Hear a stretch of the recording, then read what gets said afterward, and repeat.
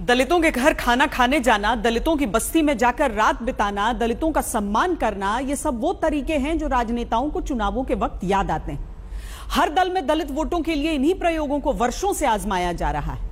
फिर भी दलित आबादी देश की अपराध का शिकार होती है, न्याय के लिए भटकती है।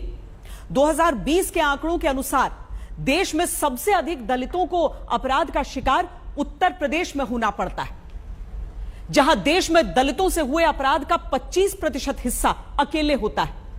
बिहार नंबर 2 पर है, राजस्थान नंबर 3 पर है, मध्य प्रदेश नंबर 4 पर है। 4 राज्य मिलकर ही देश में दलितों से जुड़े अपराध के 2/3 केस के लिए जिम्मेदार हैं, जबकि यहां देश के 40% दलित ही रहते हैं। 2020 में देश के क्राइम के आंकड़े बताते हैं कि एक एससी आबादी के नागरिक को हर 10 मिनट में अपराध का सामना करना पड़ता है।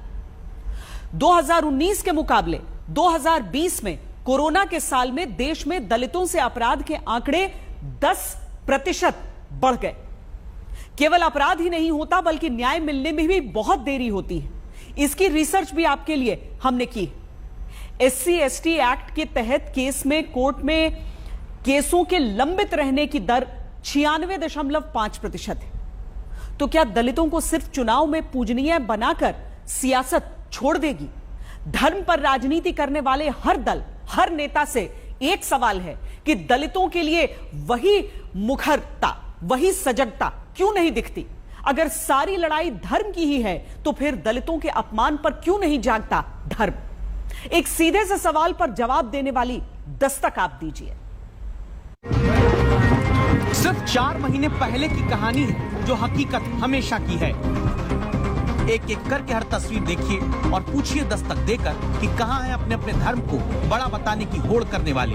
ये तस्वीर राजस्थान के भरतपुर की, जहां अम्बेडकर और भगवान बुद्ध की फोटो के साथ दूल्हा है, बाराती है, लेकिन बारातियों के साथ लाठी और सुरक्षा जैकेट लिए पुलिसकर्मी भी। जश्न और खुशी के माहौल की इन्हीं तस्वीरों में एक बड़ा सवाल धर्म की राजनीति के उन ठेकेदारों के लिए जो अपने धर्म के लिए तो लड़ लेंगे, लेकिन धर्म के भीतर दलितों को दबाने वाले अपराधी दबंगों के खिलाफ नहीं लड़ते। तभी तो भरतपुर में दलित दूल्हे को अपनी बारात भारी पुलिस कर्मियों को भी मानो बाराती बनाकर ले जानी पड़ती है। भरतपुर के कुम्हेर थाना क्षेत्र के सह गाँव में बारातियों से ज्यादा पुलिसकर्मी है, क्योंकि डर है खुद को ऊंची जाति का बताकर दम्भ में जीने वालों के गांव से दलित दूल्हे को निकालने पर हमला हो जाता। इसीलिए कलेक्टर और एसपी खुद सुरक्षा देने पहुंचे। जो मांगे रखी उसमें एक बात ये बताई थी कि गांव में कभी शादी का समारोह होता है तो ऐसा कोई कार्यक्रम होता है तो उसमें जो है वो इनको निकलने नहीं दिया जाता किसी रास्ते से, या अगर ये घोड़ी पे चढ़ के या किसी और तरीके से जा रहे हैं तो ऐसा होने नहीं दिया जाता। हालांकि हम यहाँ पर आए हैं, हमने सबसे बात करी है, ऐसी ना तो कोई समस्या है ना होने दी जाएगी। और ये पूरा पुलिस प्रशासन, एसपी साहब, मैं, हम सब हैं यहाँ पर ये सुनिश्चित करने के लिए कि जिस तरीके से करना चाहते हैं शादी उस तरीके से हो, इसमें कोई किसी को रोकेगा नहीं।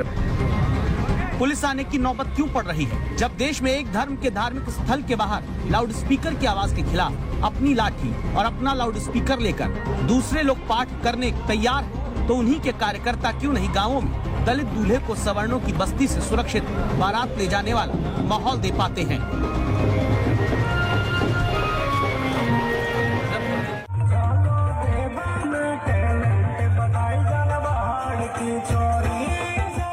ऐसी कहानी राजस्थान के झालावाड़ की है, जहां पहले देखिए इस बारात को। एक पुलिस की गाड़ी है, ये दूसरी पुलिस की गाड़ी है। झालावाड़ के खानपुर थाने के जोलपा गांव में पुलिस की गाड़ियां हैं, तभी इस बारात में डीजे बज पा रहा है, क्योंकि आशंका थी कि दलित दूल्हा घोड़ी पर चढ़कर निकलेगा तो उच्च जाति के लोग घेर लेंगे। इसीलिए दलित दूल्हे के परिजनों ने सुरक्षा मांगी, तब जाकर 5 थाने के 100 पुलिस वाले लगाए गए।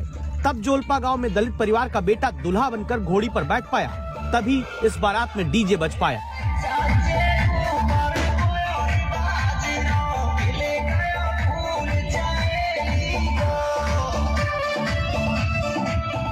जोलपा गांव में दलित की बारात में डीजे बज गया, लेकिन भरतपुर जिले में दलित सुमित्रा देवी अब थाने के चक्कर काट रही हैं। क्योंकि बेटे की शादी से पहले गांव में पारंपरिक रूप से होने वाला रिवाज निभा रही थी। डीजे लेकर दलित दूल्हा गांव में घूमना चाहता है तो दावा है दबंगों को नागवार गुजरा, मारपीट करके भगाया। परिवार थाने में इंसाफ चाह रहा है। लगन आई कल तो मतलब हमने लगन या तो विदा कर दिए, फिर उससे पीछे बनवारा निकाल रहे तो सब उसने आड़ के ना मारपीट करी है। मारपीट इसलिए कर डीजे के ऊपर। अब बनवारा कैसे निकाल रहे, कैसे डीजे बजा रहे। एक धर्म के लाउड स्पीकर से तेज दूसरे धर्म के लाउड स्पीकर को करना है। मंदिर अतिक्रमण के कारण टूट जाए तो मंदिर बनाने की सरकारी होड़ करनी है। धार्मिक यात्रा में झड़प हो जाए तो यहाँ नहीं तो क्या पाकिस्तान में जाएंगे कि राजनीति करनी है। वही राजनीति तब क्यों चुप हो जाती है जबकि आज भी दलित परिवारों को सम्मान से बारात निकालने में रोक लगा दी जाती है।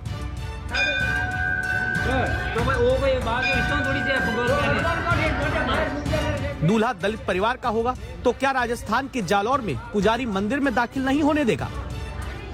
ये नीलकंठ मंदिर है, ये पुजारी है जो यहाँ दलित दूल्हा दुल्हन को नारियल चढ़ाने आने पर रोक देता है।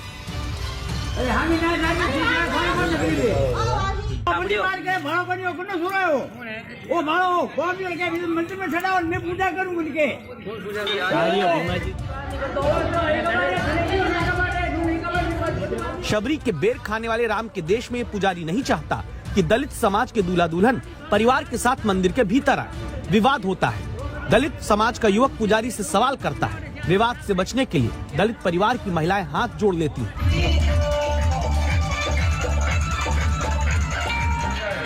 धर्म की रक्षा का बीड़ा अपने कंधे पर लेने वाले संगठन और राजनीतिक दल क्यों नहीं आकर समाज में जाति के नाम पर फैले जहर को मिटाने का काम करते हैं? क्या इससे हिंदुत्व और मजबूत नहीं होगा?